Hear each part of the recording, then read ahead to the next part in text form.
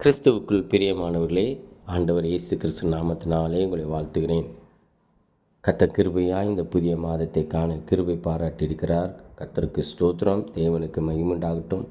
இந்த புதிய மாதத்திலே கர்த்தர் நமக்கு கிருபையாய் கொடுத்திருக்கிற வாக்குத்தத்தம் பிலிப்பியர் 4ஆம் அதிகாரம் 19வது வசனம். பிலிப்பியர் 4:19.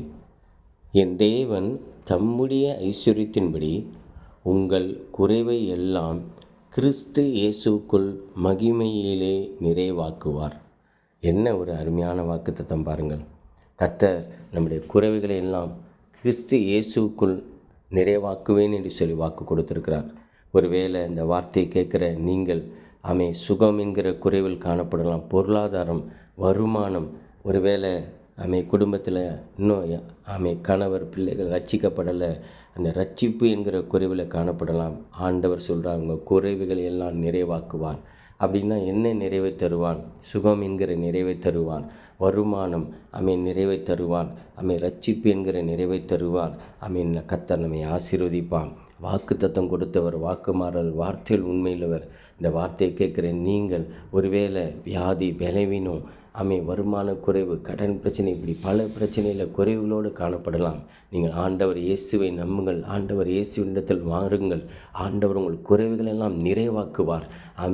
வாக்குத்தத்தம் கொடுத்தவர், வாக்கு மாறாத, வார்த்தையில் உண்மையுள்ளவர்.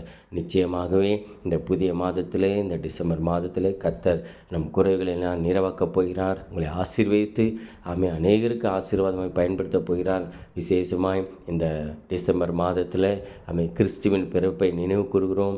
அநேகருக்கு கொடுக்கத்தக்கதாய் கர்த்தர் உங்கள் குறைவுகளை நிறைவாக்கி அநேகருக்கு கொடுக்கத்தக்கதாய் கர்த்தர் ஆசீர்வதிக்கப் போகிறார். கர்த்தர் உயர்த்தப் போகிறார். நம்புங்கள், விசுவாசிகள். நிச்சயமாய் இந்த வாக்குத்தத்தம் உங்களுக்கு பலிக்கும், நிறைவேறும். உங்களுக்காக ஜெபிக்கிறேன். எங்களை நேசிக்கிற நல்ல தகப்பனே, நன்றியோடு துதிக்கிறோம், ஸ்தோத்திரிக்கிறோம். ஆசீர்வதிக்கப்பட்டதான இந்த ஆண்டவரே, அப்பா புதிய மாதத்துக்காய் ஸ்தோத்திரம். ஆண்டவரே, நீ கொடுத்த வாக்குத்தத்தத்துக்காய் ஸ்தோத்திரம்.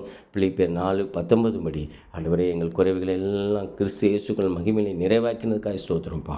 எல்லா குறைவுகளையும் நீக்கி ஆண்டவரை நிறைவை தரப்புகிறதுக்காய் ஸ்தோத்திரம். இந்த வார்த்தையை கேட்குற ஒவ்வொருவருடைய வாழ்க்கையில் குறைவுகளை நீக்கி கர்த்தர் நிறைவை தரப்புகிறதுக்காய் ஸ்தோத்திரம். ஆண்டவரை சாட்சியாக நிறுத்தி உடைய நாமத்தை மகிமைப்படுத்த போகிறதுக்காய் ஸ்தோத்திரம். கர்த்தர் கிருபையாக அவர்களை ஆசீர்வதித்து அநேகருக்கு ஆசீர்வாதமாய் கொடுக்கத்தக்கதாய் கர்த்தர் நீர் உயர்த்த போகிறீர், மேன்மைப்படுத்த போகிறீர், உங்கள் நாமத்தை மகிமைப்படுத்த போகிறீர். அதுக்காக ஸ்தோத்திரம்ப்பா. கர்த்தர் ஜெபத்தை கேட்க நன்றி.